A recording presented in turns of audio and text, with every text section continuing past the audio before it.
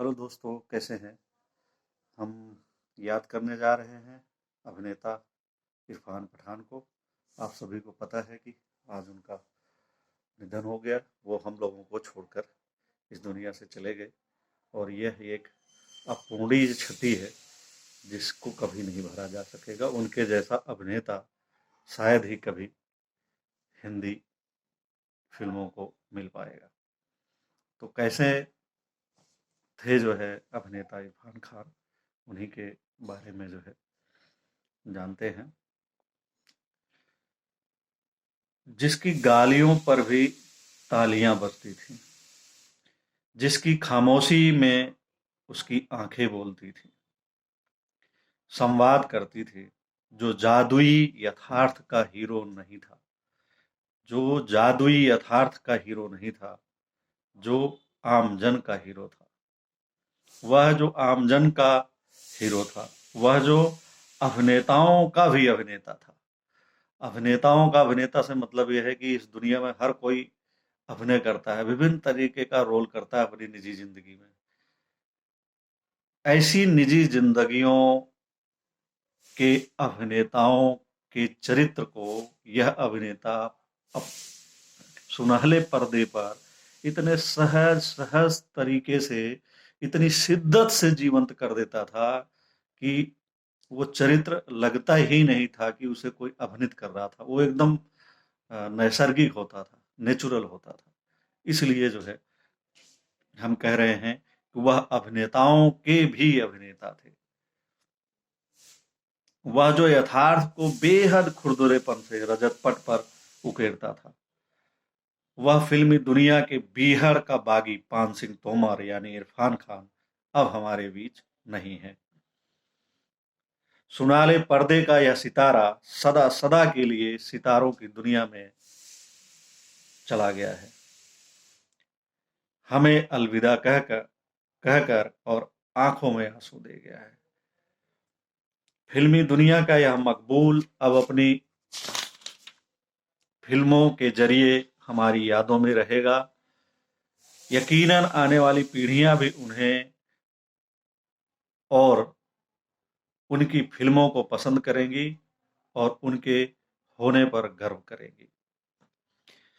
इरफान खान का जन्म 7 जनवरी 1967 को राजस्थान के जयपुर में हुआ। उनका असली नाम साहबजादा इरफान अली खान था, जिसे उन्होंने बदलकर इरफान कर दिया था। बल्कि उन्होंने अपने नाम में आर अक्षर के प्रेम की वजह से अपने नाम में डबल आर लगाने लगे थे। उनको आर का जो स्वर था वो काफी प्रिय था, इसलिए इसे डबल आर लगाते थे, तो इरफान हो गए थे।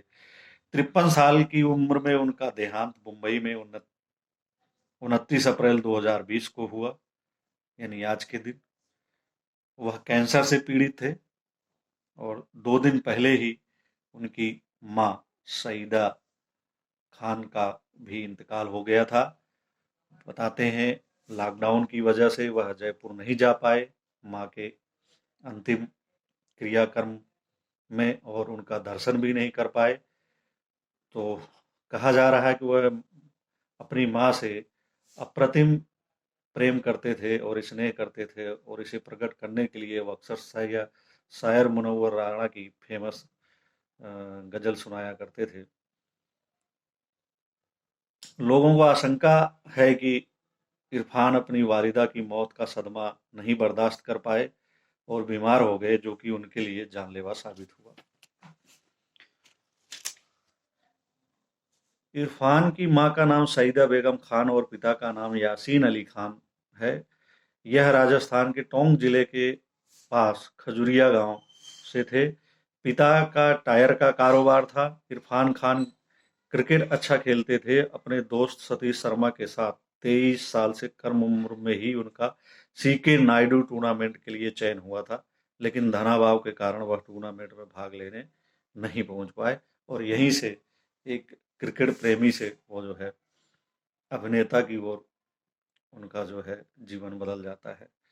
1984 में इरफान ने दिल्ली के राष्ट्रीय नाट्य विद्यालय, जो कि एनएसडी के नाम से जाना जाता है, अध्ययन के लिए छात्रवृत्ति प्राप्त की और यहाँ से उन्होंने अभिनय की शिक्षा ग्रहण की।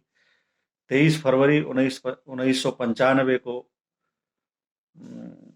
इरफान ने फिल्म लेखक और एनएसडी की स्नातक सुतापा सिकदर से शादी की। उनके 2 बेटे वाबिल और आयान हैं।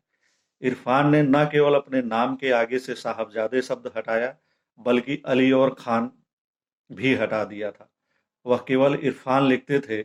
उनका कहना था कि मुझे मेरे काम से जाना जाए, मेरे वंश के नाम से नहीं। यकीनन उन्हें उनके काम से ही जाना जाएगा। यह उनका काम ही है कि उनके निधन पर सोशल मीडिया से लेकर मुख्य मीडिया तक में लोग गमगीन हैं। ऐसा पहली बार हुआ है कि टीवी चैनल के एंकर उनके बारे में बताते समय उनका गला रुध जा रहा है। जब वो खबरें पढ़ते हैं इरफान के बारे में, तो ऐसे कई एंकरों का गला रुध जा रहा है, कई रिपोर्टरों का गला रुध जा रहा है। आंसू है कि अधिकतर लोगों के आंखों में नहीं रुक रहे हैं उन्हें याद करते हुए। इरफान ने 1992 में चाणक्य सीरियल में सेनापति भद्रसाल का रोल निभाया था। 1994 में द ग्रेट मराठा में नवाजुद्दौला रोहिल्ला सरदार का किरदार निभाया था। श्याम बेनेगर के सीरियल भारत एक खोज में भी उन्होंने अभिनय किया था। ऐसा कहा जाता है इन किरदारों को उन्होंने इतनी शिद्दत से निभाया कि छोटा पर्दा उनके लिए छोटा हो गया। 1988 में इरफान ने सलाम बॉम्बे फिल्म में काम किया, लेकिन इसकी कहीं जो है उनको इसकी कोई ज़्यादा प्रसिद्धि नहीं मिली और इसका उनको कोई लाभ नहीं मिला, ये कह सकते हैं। 1989 में कमला की मौत और 90 में दृष्टि फिल्म में उन्होंने अभिनय किया, और लेकिन इन फिल्मों को कोई खास तवज्जो नहीं मिली और इस कारण जो है उनका संघर्ष बढ़ता गया। तो शुरुआती दिनों में उन्होंने काफ़ी संघर्ष किया फिल्मों को पाने के लिए, लेकिन उन्होंने कभी हिम्मत नहीं हारी और उम्मीद बनाए रखी। अंग्रेजी मीडियम उनकी अंतिम फिल्म साबित हुई, जो कि कोरोना संकट की वजह से सिनेमा घरों में रिलीज नहीं हो पाई और उसे टीवी पर प्रदर्शित किया गया। इसमें उन्होंने लड़की के पिता की भूमिका को बाखूबी निभाया है और इसकी काफ़ी चर्चा है। 2017 में उनकी करीब करीब सिंगल और हिंदी मीडियम फिल्में प्रदर्शित हुई थी, जो कोई काफ़ी चर्चित रही। हिंदी मीडियम और करीब करीब सिंगल, दोनों ही फिल्में उनकी अदाकारी के लिए हमेशा जानी जाएंगी, याद की जाएंगी।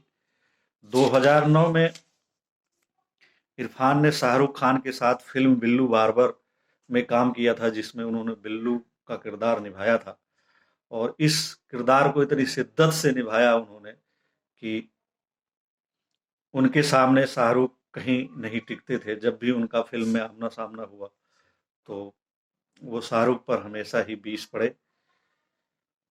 शाहरुख की इमेज सुपरस्टार की थी, लेकिन दर्शक इरफान को देखने के लिए थिएटर गए, सिनेमा हॉल तक गए, तो वो बिल्लू को देखने जाते थे, इरफान को देखने जाते थे। इसी तरह फिल्म पीकू में उनके सामने अमिताभ बच्चन और अभिनेत्री दीपिका पादुकोण थी, लेकिन इसमें किसी से वह 19 साबित नहीं हुई।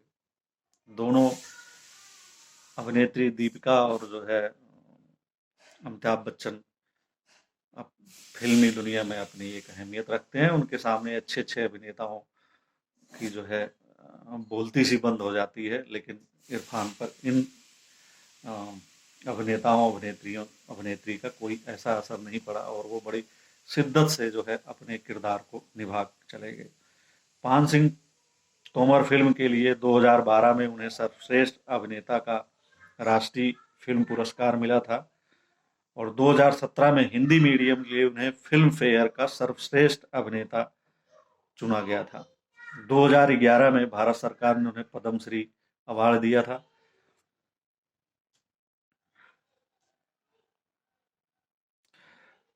हासिल फिल्म के लिए उन्हें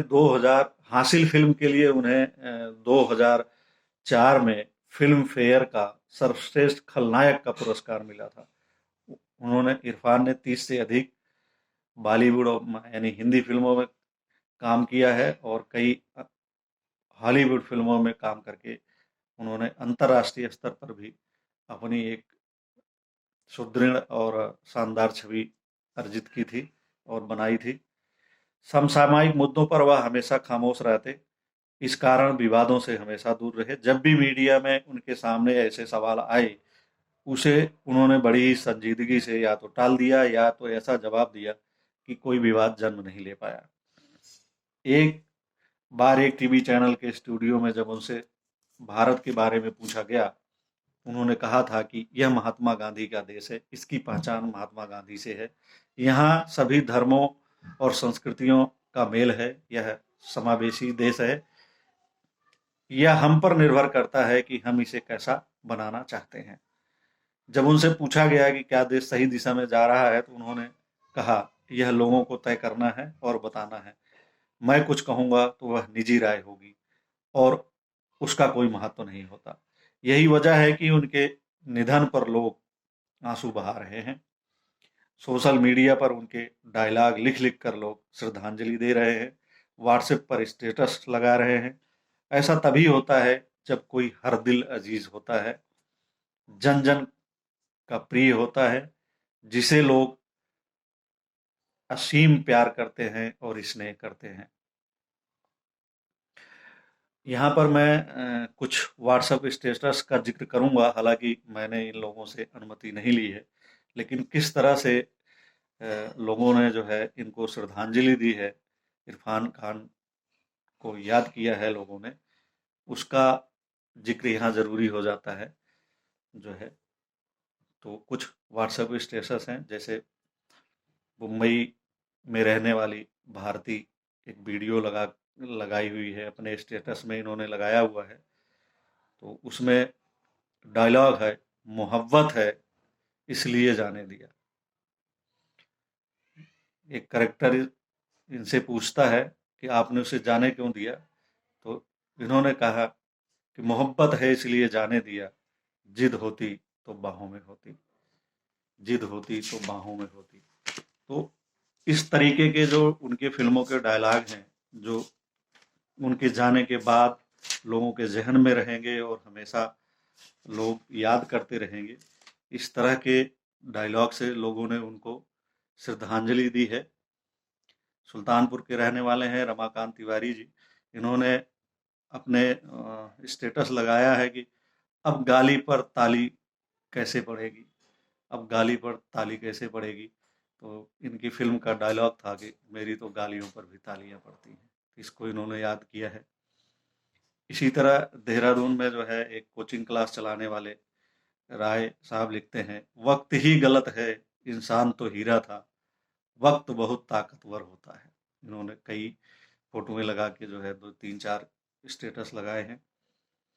इसी तरह जो है दीपिका ने अपना स्टेटस लगाया है, जिसमें उन्होंने जिक्र किया है, रहने की सदा शहर में आता नहीं कोई, रहने की सदा दहर में आता नहीं कोई, तुम जैसे गए ऐसे भी जाता नहीं कोई, एक बार तो खुद मौत भी घबरा गई होगी, यूं मौत को सीने से लगाता नहीं कोई, यूं मौत को सीने से लगाता नहीं कोई।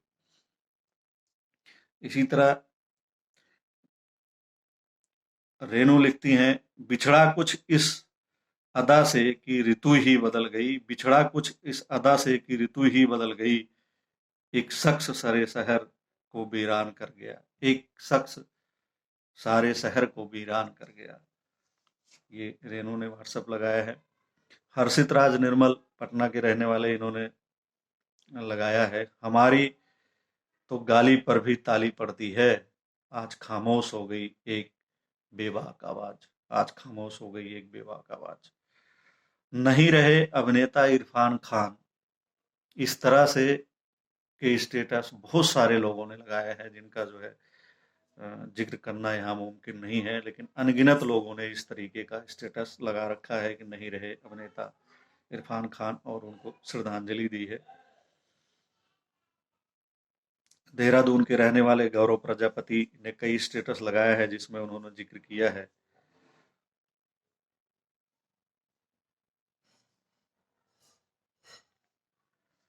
तुमको याद रखेंगे गुरु हम, तुमको याद रखेंगे गुरु हम, भाई लाइक आई लाइक आर्टिस्ट। तुमको याद रखेंगे गुरु हम, आई लाइक आर्टिस्ट। ये अपने स्टेटस में इन्होंने लगा रखा है, कई और इन्होंने लगा रखे हैं, लेकिन ये इनका उल्लेखनीय है।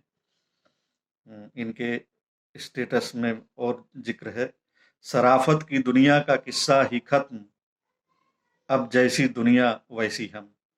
सिर्फ इंसान ही गलत नहीं होते, वक्त भी गलत हो सकता है। हर कहानी का हीरो शाहरुख खान नहीं होता, कभी कभी आपकी तरह मेरी तरह एक आम इंसान भी होता है अपनी कहानी का हीरो। तो इस तरह का जो है स्टेटस लोगों ने अपने उस पे लगा रखे हैं। देहरादून की ही रेणु सकलानी लिखती हैं कि अल्फाज नहीं कहने को दुखद, इन्होंने फोटो लगा रखा है अभिनेता की। शिव लिखते हैं, भिवानी हरियाणा के रहने वाले, सिर्फ रिश्ते गलत नहीं होते, वक्त भी गलत हो सकता है। सिर्फ रिश्ते गलत नहीं होते, वक्त भी गलत हो सकता है। इसी तरह जो है राजस्थान में रहने वाले मुकेश महतो लिखते हैं, ये शहर हमें जितना देता है बदले में कहीं ज़्यादा ले लेता है। ये film life in A metro में इरफान खान का डायलॉग है, जिसको इन्होंने यहाँ पे कोट किया है। ये शहर हमें जितना देता है बदले में उससे ज़्यादा ले लेता है। सुल्तानपुर के रहने वाली ज्योति मिश्रा लिखती हैं, सबसे ऊपर वाले डायरेक्टर को भी ये एक्टर भागे, इन्होंने फोटो लगाई है। नवदीप सकलानी लिखती हैं जो है, नोएडा की रहने वाली, किसी अभिनेता के लिए पहली बार मेरे आंसू नहीं रुक रहे हैं। किसी अभिनेता के लिए पहली बार मेरे आंसू नहीं रुक रहे हैं। सुल्तानपुर के सौरभ पांडे और कुमैल खान अमेठी के रहने वाले, इन्होंने अपना स्टेटस लगा रखा है जिसमें लिख रखा है, भीड़ में तो बागी होते हैं, डकैत मिलते हैं पार्लियामेंट में। ये पान सिंह तोमर फिल्म का डायलॉग है। और नोएडा के सिद्धार्थ श्रीवास्तव लिखते हैं, salute to a legend, salute to a legend. इसी तरह जो है दिल्ली की रहने वाली सीमा पांडे लिखती हैं, वैसे तो दुनिया में आते सभी मरने के लिए हैं, पर असल मौत उसकी जिस पर जमाना अफसोस करे। ये एक हकीकत है कि जो है इरफान की मौत पर जमाना अफसोस कर रहा है और बहुत सारे लोगों के आंखों में आंसू हैं। रिश्तों पर भरोसा और मोबाइल में नेटवर्क ना हो तो लोग गेम खेलने लगते हैं। ये भिवानी के ही अनूप सिंह लिख रहे हैं कि रिश्तों पर भरोसा और मोबाइल में नेटवर्क ना हो तो लोग गेम खेलने लगते हैं। इनकी एक इरफान की एक विज्ञापन फिल्म का जो है ये डायलॉग है, किस्मत की एक खास बात होती है कि वह पलटती जरूर है।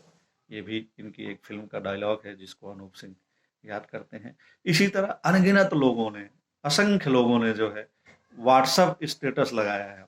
बाकी फेसबुक, ट्विटर और अन्य जो सोशल मीडिया है वहाँ पे लोगों ने अपनी भावनाओं को इनके डायलॉग, फिल्मों के डायलॉग और इनके जो है इनके बारे में लिख के जो है अपनी श्रद्धांजलि अर्पित की है। तो इन्हीं शब्दों में मैं भी इस शानदार, जानदार और बेमिसाल अभिनेता को जो है अपनी श्रद्धांजलि अर्पित करता हूँ और अपनी संवेदना व्यक्त करता हूँ।